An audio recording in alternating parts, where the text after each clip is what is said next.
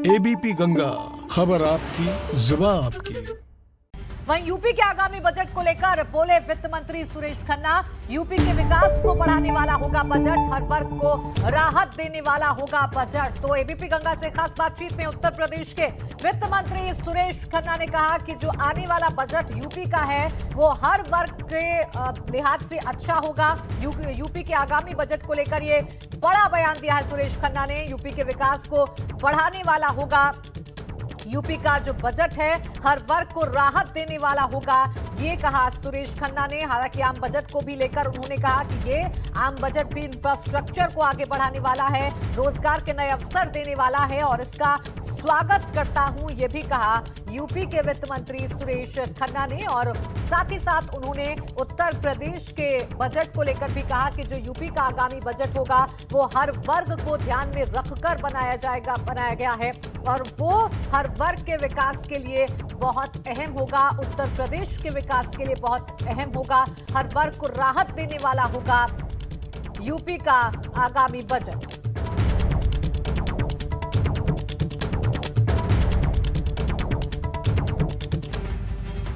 तो आम बजट के बाद अब लगातार प्रतिक्रियाएं भी सामने आने लगी हैं। बीजेपी नेता और मौजूदा सांसद जगदंबिका पाल ने बजट पर उनका कहना है कि कोरोना काल जैसे संकट के समय में इससे अच्छा बजट नहीं हो सकता। अनोखा और पेपरलेस बजट है ये। बजट आत्मनिर्भर भारत को बनाने वाला बजट होगा और इस बजट में साफ है कि कोविड की चुनौतियों के बावजूद भी सबको education for all, health for all, house for all, drinking water for all. तो इसका मतलब है कि आत्मनिर्भर भारत बनाने की दिशा में जो सबके लिए स्वास्थ्य, शिक्षा और टेप से वाटर उस बनाने की दिशा में, और जिस तरह से हेल्थ सेक्टर में कोविड की चुनौतियों के लिए जिस तरह का प्रोविजन किया और इसके बावजूद किसानों के लिए आपने देखा कि 40 गुना कॉटन की खरीद में पैसा दिया गया, 75,000 करोड़ की रुपए की एमएसपी की इस साल खरीद हुई है गेहूं में, और धान में इसी तरह से 1,29,000 करोड़ की। तो स्वाभाविक है कि एक तरफ ये किसानों के जो आय को कहा कि 1.5 गुना उपज की कीमत का किसान को एमएसपी मिनिमम मिलेगी और आय भी दुगना होगा। वहीं यूपी के कृषि मंत्री सूर्य प्रताप शाही ने कहा है कि बजट में किसानों के लिए 16.5 लाख करोड़ रुपए की व्यवस्था की गई है जो स्वागत योग्य है। उन्होंने बजट को लेकर और क्या कुछ कहा, आइए सुनाते हैं। स्वास्थ्य और शिक्षा की उसके ऊपर विशेष रूप से बल दिया गया है और स्वास्थ्य में तो 137% से ज़्यादा की जो है वो बजट के भीतर गत वर्ष की तुलना में धनराशि व्यवस्थित की गई है।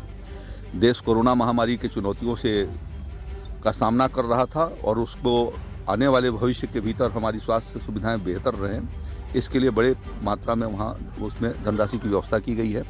इसी तरीके से जो नई हमारी राष्ट्रीय शिक्षा नीति आई है तो हमारे बच्चे योग्य और प्रतिस्पर्धी बन सकें, उस दृष्टि से भी भारत सरकार ने उसके ऊपर काफी 2.5 लाख करोड़ रुपए के करीब का बजट रखा है। वहीं बीजेपी नेता अर्जुन सिंह ने बजट को सबके साथ लेकर चलने वाला और जनहित में बताया है।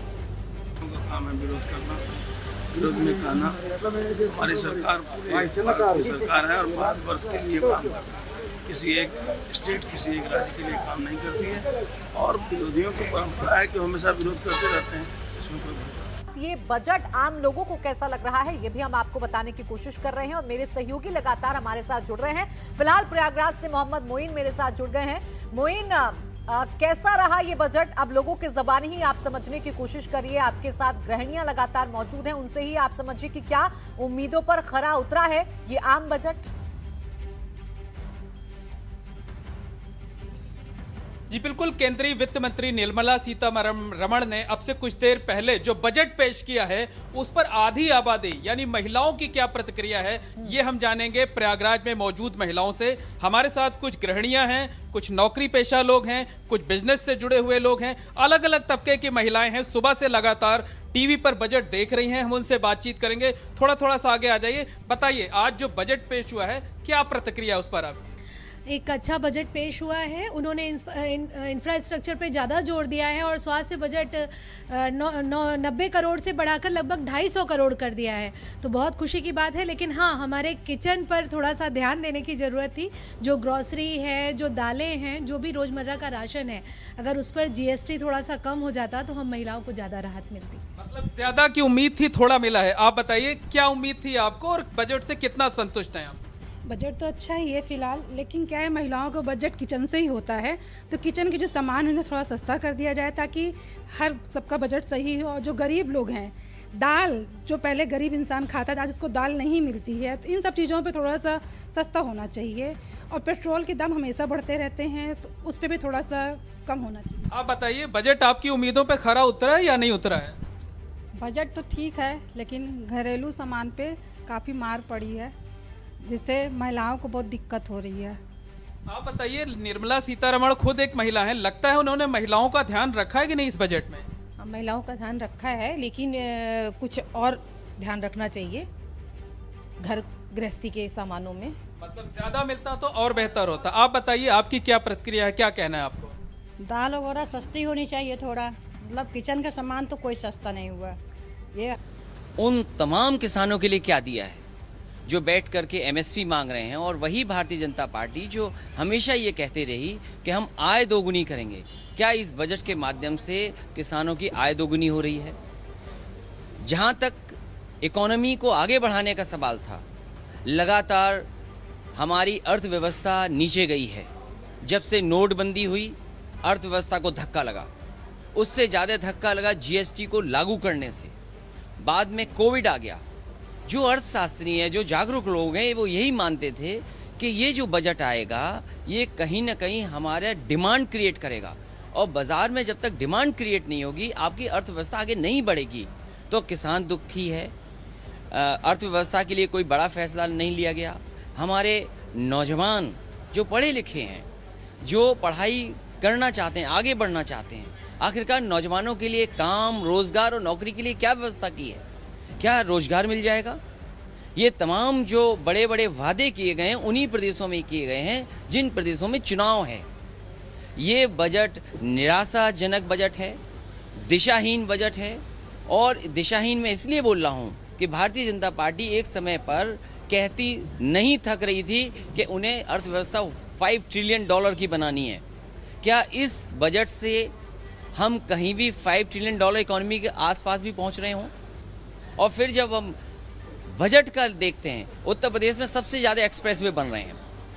वहाँ के मुख्यमंत्री लगातार ये कोशिश कर रहे हैं कि देश में सबसे ज़्यादा एक्सप्रेसवे बने। तमाम एक्सप्रेसवे जो प्रधानमंत्री जी ने शिलान्यास किए, क्या समय से पूरे हो जाएंगे? क्या उस क्वालिटी से बनेंगे जिस क्वालिटी से आगरा लखनऊ एक्सप्रेसवे बना था? तो एक्सप्रेसवे नहीं बन रहे हैं। बुंदेलखंड एक्सप्रेसवे बनना था, वो नहीं बन रहा है। मैं तो पिछले 15-20 साल से देख रहा हूँ, न जाने कितनी सरकारें आईं, NHAI बड़े बड़े दावा करती है, लेकिन क्या GT रोड 4 लेन 6 लेन हो गई है? मैं स्पेसिफिक कहता हूँ, शाहजहाँपुर में एक ब्रिज है रोज़ा के पास, पिछले 15 साल से NHAI बना रही है। क्या वो ब्रिज बन गया? आजमगढ़ में जो NHAI की सड़क है, दावा तो ये करते हैं कि हम हवाई जहाज उतार देंगे, हम हवाई जहाज उतारने वाली सड़क बनाएंगे। लेकिन देखिए आजमगढ़ की सड़क जो NHAI ने बनाई है, अगर उस पर चल लें तो शायद आपके पेट में दर्द हो जाएगा। तो जो लोग सपना दिखाते थे $5 ट्रिलियन इकोनॉमी का, उन्होंने किसान को निराश किया है। उद्योग जगत को बहुत बड़ा लाभ नहीं दिखाई दे रहा होगा। नौजवान को नौकरी रोज़गार नहीं है। इस बजट ने हमारे गरीबों किसानों को धोखा दिया है। किसान लगातार प्रदर्शन कर रहे हैं और उनकी मांग एक ही चीज़ है कि जो 3 कानून हैं उनको वापस लिए जाएं। ये बजट से तो सवाल में कुछ कौन? समाजवादी पार्टी का पूरा समर्थन है किसानों को, और ये तीनों बिल वापस होने चाहिए, क्योंकि जो इंफ्रास्ट्रक्चर समाजवादी सरकार में बन रहा था, बड़ी बड़ी मंडियाँ, एक्सप्रेसवे के किनारे मंडियाँ, या किसान बाजार, या किसान को क्या सुविधाएं दे सकते हैं, उस तरह के रास्ता अपनाया था, लेकिन वो सब का सब रुक गया। आखिरकार वो मंडियाँ क्यों रोक दी गई? वो कौन से स्थान हैं जहाँ पर किसान को अपनी फसल का पैदावार मिलेगी? धान में लुट गया, मक्के में लुट गया, अभी तो सरसों आने वाली है, अगर विदेश से तेल आ जाएगा, एडिबल ऑयल बड़ी बड़ी कंपनियां बनाएंगी, ब्रांडेड कंपनियां बनाएंगी, तो हमारे देश का एडिबल ऑयल का क्या होगा? जो देसी हमारा तेल है, जो पिराई के माध्यम से बाजार में पहुंचता था, आखिरकार उसके लिए क्या बाजार है? हमारे जो गरीब हैं, किसान हैं, वो कैसे ब्रांडेड बना पाएंगे? वो कैसे मार्केटिंग कर पाएंगे? एक गरीब किसान थोड़ी मार्केट कर पाएगा, उसके लिए क्या इंफ्रास्ट्रक्चर है? इसलिए बाजार पे छोड़ देना किसान की पैदावार को और किसान को बाजार में छोड़ देना शायद हमारे किसान को आगे नहीं ले जा सकता। मैं बधाई देता हूं किसानों को, कम से कम वो खड़े हैं और इन तीनों कानूनों को चाहते हैं कि वो वापस हो। बीजेपी ने कहा है, सरकार ने कहा है कि ये बजट इस देश को आत्मनिर्भर बनाएगा, नौजवानों को आत्मनिर्भर बनाएगा। दुनिया में जहां हमारी आबादी ज़्यादा है, नौजवानों की भी आबादी सबसे ज़्यादा है। मैं ये जानना चाहता हूँ कितने नौजवानों को ये सरकार आत्मनिर्भर बना पा रही है, हमारे कितने गरीब किसानों को आत्मनिर्भर बना रही है, हमारे कितने उद्योग जो छोटे उद्योग हैं, जो मीडियम स्केल इंडस्ट्री है, उसको कितना आत्मनिर्भर बना रही है। ये लगातार इस बात को कहना कि आत्मनिर्भर हो रहे हैं, आत्मनिर्भर हो रहे हैं, कोई आत्मनिर्भर नहीं हो रहा। जिस तरह का बजट है, जिस तरह की अर्थव्यवस्था को बेच करके पैसा कमाना सरकार को एसेट क्रिएट करने चाहिए। सरकार एसेट कब क्रिएट करेगी? जो सरकारी एसेट है वो बेच देंगे और कंट्रोल किसके पास रहेगा? इसलिए सरकार सपने ना दिखाए, सरकार सच्चाई से गरीबों की, किसानों की मदद करे। क्योंकि पिछले जो बजट आए हैं $5 ट्रिलियन की इकोनॉमी की बात करते थे, इस बजट में तो $5 ट्रिलियन इकोनॉमी की बात नहीं हुई, तो क्या नंबर उम्मीद करेगी सरकार? वहीं समाजवादी पार्टी के नेता सुनील सिंह साजन ने बजट के बाद सरकार पर हमला बोला। उन्होंने क्या कहा, ये भी सुनिए। मोदी सरकार के इस बजट ने एक बार फिर देश के कमजोर मध्यम वर्ग, खेती करने वाले किसानों, बेरोजगार नौजवानों, छोटे उद्योगपतियों को निराश किया है। ये बजट देश की 90% आबादी को निराश करने वाला बजट है। केवल 10% लोगों के लिए काम किया गया है बजट में। इससे खराब कोई बजट नहीं हो सकता। वहीं कांग्रेस नेता और राज्यसभा सांसद मल्लिकार्जुन खड़गे ने कहा कि बजट में गरीबों के लिए कुछ भी नहीं है और आने वाले दिनों में होने वाले चुनाव के मद्देनजर ही बजट तैयार किया गया है। ठीक बात है, किसी स्टेट को डेवलप करना हम वेलकम करते हैं। कब इनको याद आई है, अब इलेक्शंस 2-4 महीने में होने वाले हैं, तो उस वक्त बंगाल की याद आई है, आसाम की याद आई है, तमिलनाडु की याद आई है, केरला की याद आई है, पौंडीचेरी की याद आई। ये क्यों?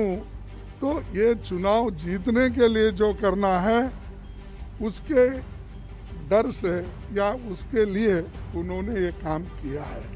और दूसरा जो है, जितने भी सरकार के ज़मीनें हैं उसको बेचना और जितने भी पब्लिक सेक्टर्स है डिसइन्वेस्ट करना, यानी जो एश्योर्ड एम्प्लॉयमेंट है उसको भी निकालने की उन्होंने कोशिश कर रही है।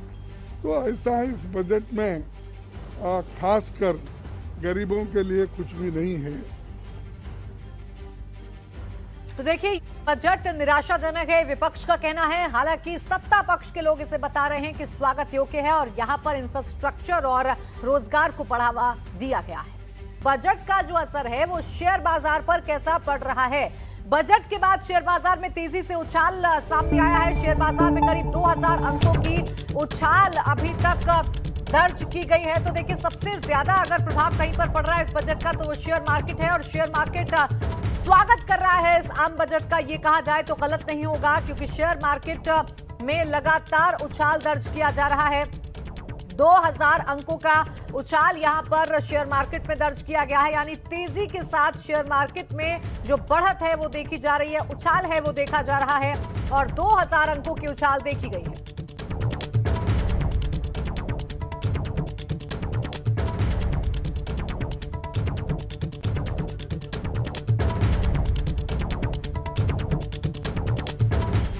देखिए, वहीं मुख्यमंत्री योगी आदित्यनाथ ने भी इस बजट को लेकर अपनी प्रतिक्रिया दी है। उन्होंने कहा है कि ये बजट आम जनता की उम्मीदों पर खरा उतरा है और हर एक वर्ग को ध्यान में रखकर ये बजट बनाया गया है। उन्होंने कहा कि इंफ्रास्ट्रक्चर और आत्मनिर्भर भारत को इस बजट से बढ़ावा मिलेगा। किसानों को भी यहाँ पर ध्यान में रखा गया है और उनकी आय को दुगना करना सरकार का लक्ष्य है और इस बजट में उसे शामिल किया गया है। महिलाओं, नौजवानों को ध्यान में रखा गया है। बजट में देश के इंफ्रास्ट्रक्चर का ध्यान रखा गया है। उन्होंने कहा कि ये बजट शानदार है और स्वागत योग्य है। जनता की अपेक्षाओं को ध्यान में रखता हुआ ये देश का आम बजट है। सर्व कल्याणकारी, समाज के हर तबके के हितों के लिए ये बजट है। तो आम बजट का स्वागत किया है मुख्यमंत्री योगी आदित्यनाथ ने और इसकी तारीफ की है। उनके मुताबिक ये जो बजट है वो सर्व कल्याणकारी है, यानी सबका साथ सबका विकास जो भाजपा का नारा है उसी से ओतप्रोत ये बजट भी है। सबके विकास की बात इस बजट में कही गई है और हर वर्ग का ध्यान रखा गया है, हर तबके का ध्यान रखा गया है। मुख्यमंत्री योगी आदित्यनाथ ने कहा कि किसान, महिलाओं, नौजवानों का ध्यान रखा गया है और कोरोना के इस संकट काल में ये जो बजट है इससे बेहतर बजट पेश नहीं हो सकता था।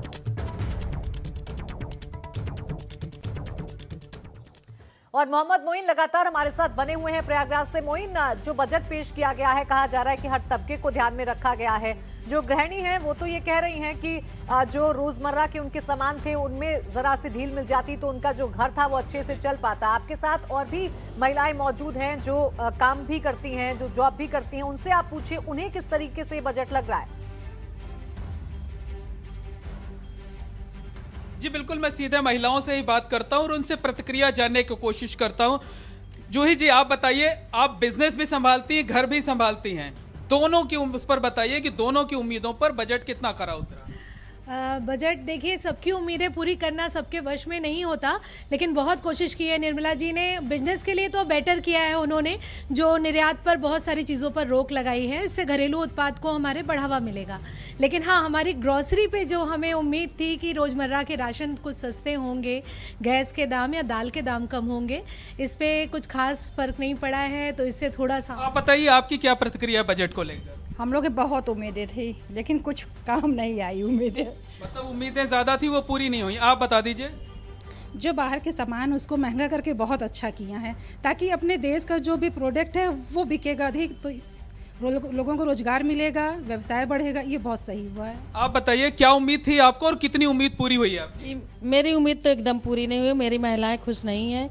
इसमें उम्मीद और रखे थे और सामान सस्ता करें, क्योंकि हमारा किचन का बजट बहुत एकदम डिसबैलेंस हो गया। ज्वेलरी वगैरह तो सस्ती हो गई है। जी जी, बताइए। ज्वेलरी से हमारा काम नहीं चलता। हमारा तो जो है खाने पीने से काम चलता, वो चीज़ में कुछ ज़्यादा हुआ नहीं है, इसलिए हम नहीं खुश हैं। आप बताइए, क्या उम्मीद थी आपकी और कितनी उम्मीद आपकी पूरी हुई है? मेरी उम्मीद उनसे खुश है, लेकिन बच्चों की पढ़ाई है और घर के सामानों में थोड़ा मुझे